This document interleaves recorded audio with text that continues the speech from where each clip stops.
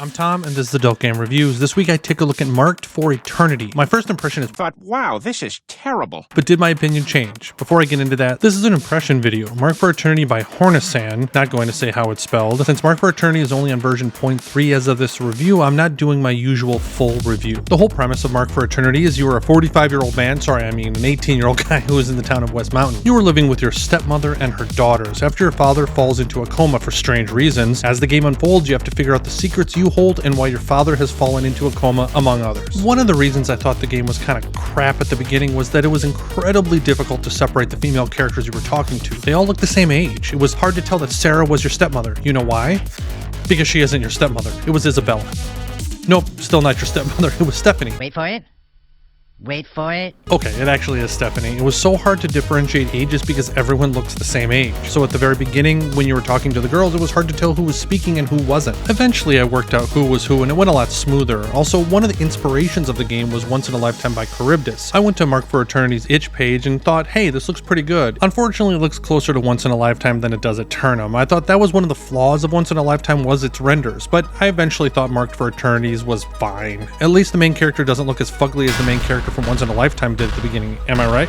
So ugly. So once the initial shock of the dated renders and ageless female characters wore off, I was able to follow things better. The one thing that Marked for Eternity does really well is set up the overall plot. Once I started getting into the weird things that are happening, I was hooked. I thought the overall plot was weird, goofy, and for the most part, pretty well done. Unfortunately, the side events or the stories were not done as well. Like going on a date or being in school or actual building of relationships needs a lot of work. Many of the events that occur that aren't really attached to the main story feel like they're just kind of thrown in. That is especially true for the lewd content. There is lewd content, honestly more than I expected for the first 3 chapters of this AVN, but it felt like it was just kind of an afterthought. When I think of Eternum or Once in a Lifetime, I think of humor. Charybdis does physical humor better than any AVN I've played. So much humor is about timing, and I can see influences there. The humor, like this guy, was super hit or miss. I started playing Marked for Eternity, and I remember asking, what the hell is happening out loud at my desk? Emily jumped, which was pretty funny, but not my intention. There were moments that were so weird I had no idea if they were supposed to be funny or not. I couldn't tell if the game was just not made very well or if it was supposed to be intentional. There were times I cracked up and times I thought it was just kind of cringy. However, I appreciated the times even if they didn't work because humor is difficult. I would love more games to implement humor, but if you consistently miss on those attempts, it can be really rough. Luckily for Marked for Eternity, it hit more than it missed on many of those jokes, and many of those jokes I didn't even get until chapter 2 or 3. Okay, so the love interests were kind of mediocre at best. I think it's probable that it just hasn't been enough time to get to know the characters because only 3 chapters released. So far into 3 chapters, pretty much all the love interests feel like they just kind of exist. I don't really have any connection to any of them, but I'm hoping that changes. I do appreciate the same mechanic that Charybdis does though, where you're shown what relationship levels you have and can go back and tweak it if you feel like you screwed up a bit. The writing was also mediocre and it will likely need some work. It wasn't bad, but it could be very stiff and it felt like they just jumped to different topics without much of a transition.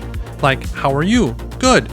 So do you like reading? Yes. And I was like, oh, okay, cool, that was it. Wow, that was terrible! Yeah, okay, I know that's a terrible example. I know that wasn't great, but that's why I don't write dialogue, because that is really hard to do. So the writing is something that will likely have to be adjusted as time goes on, but it was good enough to understand the plot and have some fun interactions. After Intertwined, I was just happy to get an AVN that had music and a coherent ongoing plot, but that meant some of the other aspects suffered. You know, all in all, I actually found myself enjoying the plot and the story. Most of the weird things you experience early on do have a point. Nicely.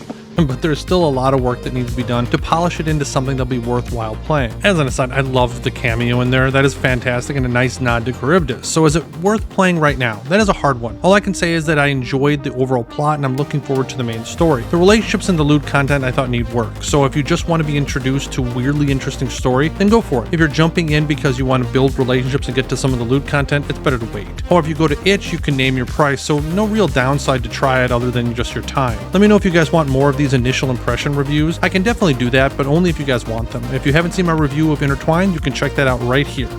Thanks again. Until next time.